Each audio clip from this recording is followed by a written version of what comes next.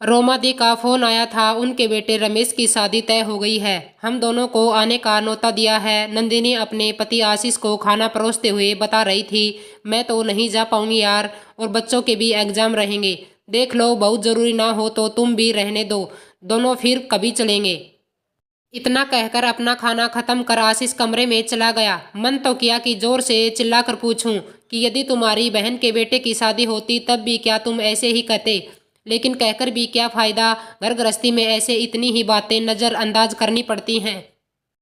रात को बिस्तर पर लेटी तो न्यारा ही रोमा दीदी का चेहरा आंखों के सामने आ गया। सोमेश्वर और शांत रोमा दी बचपन से ही पढ़ने में बहुत होशियार थे। बचपन में ही माँ गुजर गई तो दादी के आंचल में पली पड़ी।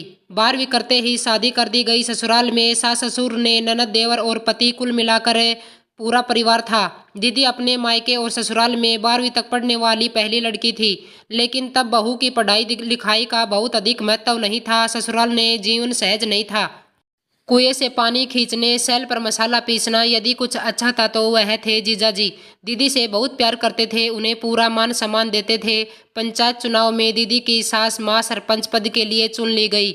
दीदी के लिए भी एक सुनहरा मौका आया। गांव की सर्वाधिक पढ़ी लिखी बहू होने की वजह से उन्हें प्रौढ़ शिक्षा कार्यक्रम के तहत गांव के अशिक्षित बुजुर्गों को पढ़ने के लिए चुना गया। लेकिन सासू माँ ने बड़े ही रोग के साथ यह कहकर मना कर दिया, अपने गांव की सरपंच हूँ, अब तुम मास्टरी करने लगोगी तो घर गृहस्थी कौन देखेगा।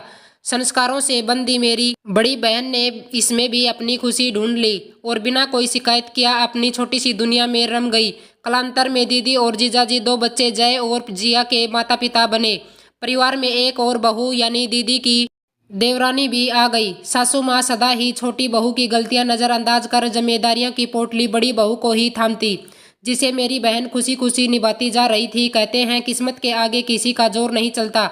जब सब कुछ बहुत अच्छा चल रहा था, तभी एक मनुष्य गाड़ी में सड़क हादसे में जीजाजी की मौत हो गई। यह महज एक्सीडेंट था या चुनावी के बीच की गई हत्या, कोई समझ ही न सका।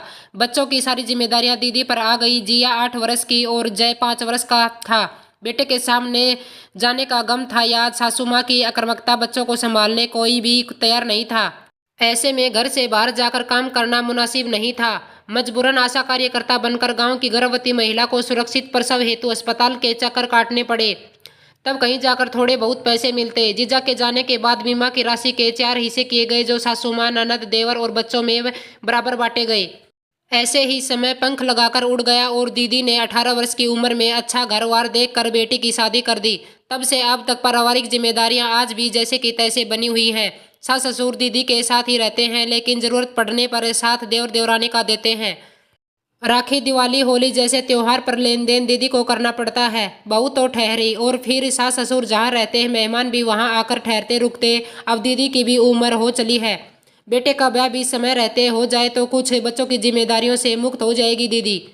यही सब सोचते विचारते रात कैसे गुजर गई पता ही न चला।